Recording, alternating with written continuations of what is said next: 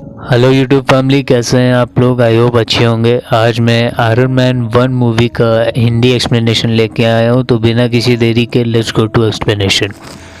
तो इस मूवी की स्टार्टिंग होती है अफ़गानिस्तान के कुनार प्रोविंस में, जहां हम देखते हैं कि टोनी स्टार्क अपने सिक्योरिटी के लोगों के साथ कहीं जा रहा है कि तभी उसके ऊपर एक आतंकवादियों का हमला होता है, जिसमें टोनी स्टार्क के जितने भी सिक्योरिटी वाले होते हैं वो सब मारे जाते हैं और टोनी स्टार्क को जो आतंकवादी होते हैं वो बंदी बनाकर ले जाते हैं। अब उसके बाद हमें मूवी का लोगो दिखता है, जिसके बाद हमें ये जो अभी घटना हुई है इसके 36 घंटे पहले क्या हुआ था कि इसलिए टोनी स्टार्क या अफ़गानिस्तान में कहाँ जा रहा था, इसके पहले की कहानी दिखाते हैं। जहाँ हमें पता चलता है कि टोनी स्टार्क के पिता जो हावर्ड स्टार्क होते हैं, जिनकी इंडस्ट्री है स्टार्क इंडस्ट्री के नाम से, वो हथियार बनाती है, जिसको हावर्ड स्टार्क के मरने के बाद टोनी स्टार्क खूब बुलंदियों तक लेके जाता है। उसके बाद 2 या 3 ऐसे ही रैंडम सीन, जिनका मूवी में ज़्यादा कुछ इम्पोर्टेंट है नहीं, तो ऐसे ही 2-3 रैंडम सीन्स होते हैं। उसके बाद हमें दिखता है कि टोनी स्टार्क अपने ख़ास दोस्त जनरल रॉड्स और उसकी मिलिट्री सिक्योरिटी के साथ स्टार्क इंडस्ट्री की एक जेरिको मिसाइल का नमूना दिखाने जाता है। उस मिसाइल का अटैक देखकर उसके ख़रीदार बहुत ज़्यादा इम्प्रेस होते हैं और नमूना देखने के बाद टोनी जनरल रॉड्स को उसकी मिलिट्री सिक्योरिटी को छोड़ के एक छोटी सी सिक्योरिटी सिस्टम के साथ वहाँ से वापस आने के लिए निकल जाता है।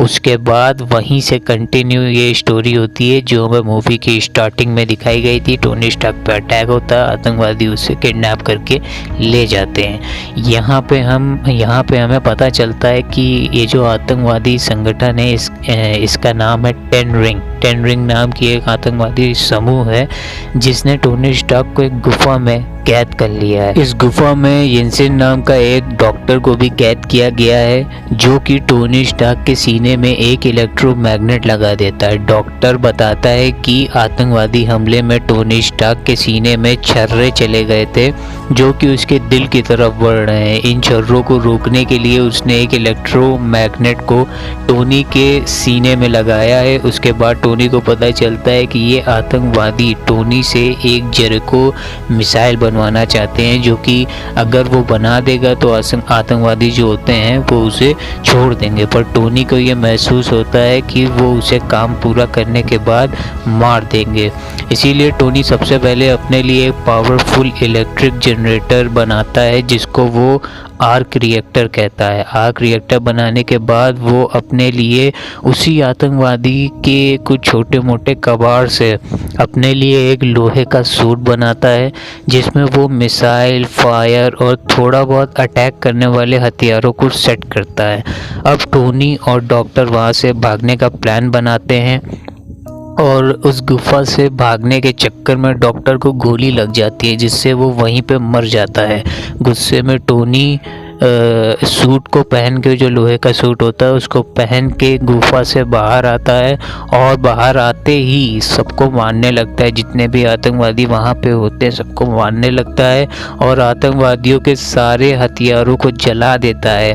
और उस सूट में जो जेट पैक होता है, जेट पैक भी लगाया होता है, तो उस सूट में जेट पैक की मदद से वो उस आतंकवादी संगठन से दूर जाके उड़ के गिरता है, जिससे कि उसका जो सूट होता है वो क्रैश हो जाता है और वो टोनी स्टार्क वहाँ रेगिस्तान के बीचों बीच में बेहोश हो जाता है और उसका जो सूट होता है वो क्रैश होके पूरा चकनाचूर हो जाता है। उसके थोड़ी देर के बाद जो जनरल रॉड्स होते हैं और उसकी आर्मी के साथ टोनी को ढूंढ लेता है और उसे घर लेके जाता है। घर वापस जाते ही टोनी यह ऐलान करता है कि अब वो अपनी कंपनी से हथियार नहीं बनाएगा। इस बात को सुनकर टोनी के पिता के जो एक पुराने दोस्त होते हैं वो टोनी को सलाह देते हैं कि हथियार ना बनाने से स्टार्क इंडस्ट्री को लॉस होगा, स्टार्क इंडस्ट्री जो है वो लॉस में चली जाएगी।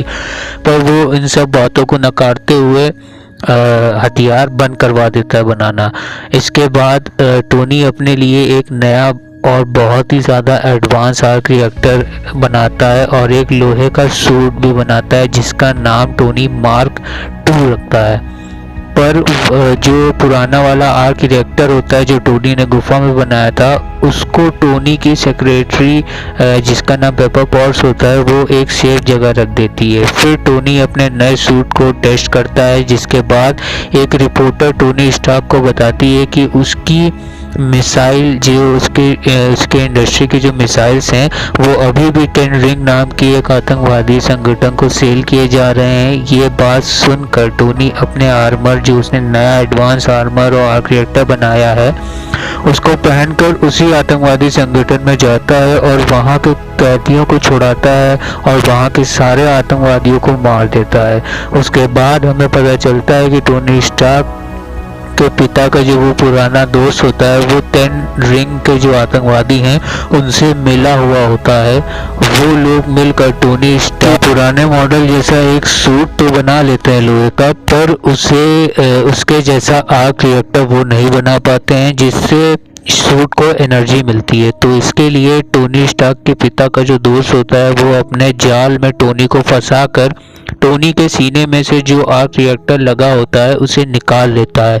वहीं दूसरी तरफ ये सारी चीज़ें पेपर पॉट्स को पता चल चुकी होती हैं और पेपर पॉट्स शील्ड के एजेंट कोल्सन की मदद लेती है और टोनी की मदद करती है।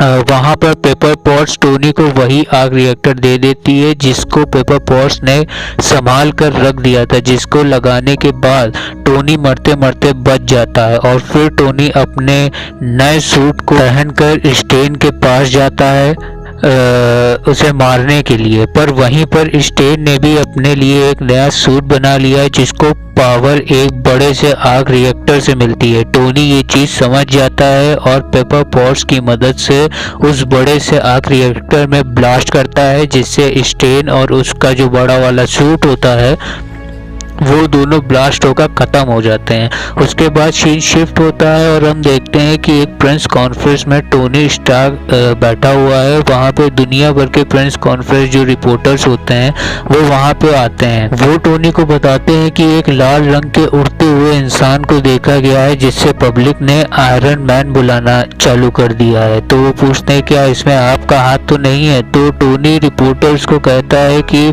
नहीं, इसमें मेरा किसी भी तरीके का कोई भी हाथ नहीं है। पर बाद में टोनी एकदम से रिपोर्टर्स के सामने एक्सेप्ट कर लेता है कि हाँ वही आयरन मैन है और वो मूवी की लास्ट एंडिंग भी होती है इस डायलॉग के साथ, मैं ही आयरन मैन।